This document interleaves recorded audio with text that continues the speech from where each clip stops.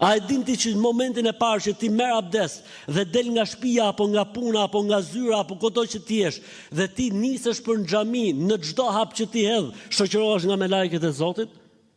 Për çdo hap që hedh ty të shkruhet sikur je duke u fal? A pavarësisht se s'ke arrit akoma në xhami, derisa të kthehesh dhe kur të kthehesh për çdo hap që hedh të shkruhet sikur je duke u fal? Dhe shoqërohesh nga me lajket e Zotit kur vjen, dhe shoqërohesh nga me lajket e Zotit kur kthehesh?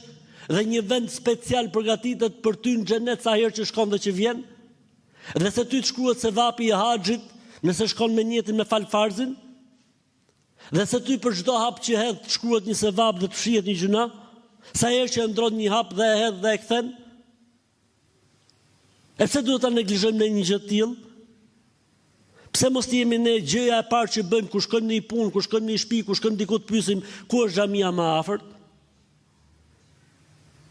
A nuk e kemi dëgjuar në fjalën e pejgamberit alayhisalatu sallam që thotë falja me xhamat në krahasim me faljen vete është më e vlerësuar tek Zoti 27 herë më shumë? E kundërta me sunetet dhe me nafilet, që është mirë të falen në shtëpi, është më mirë të falen në shtëpi 27 herë apo 25 herë se sa falja e tyre në xhami. Përveç rastit kur njeriu nëse do t'i falë sunetet në shtëpi, i ikën tek biri fillestar me imam. Në këtë rast pëlqehet që sunetet falen në xhami dhe në shtëpi.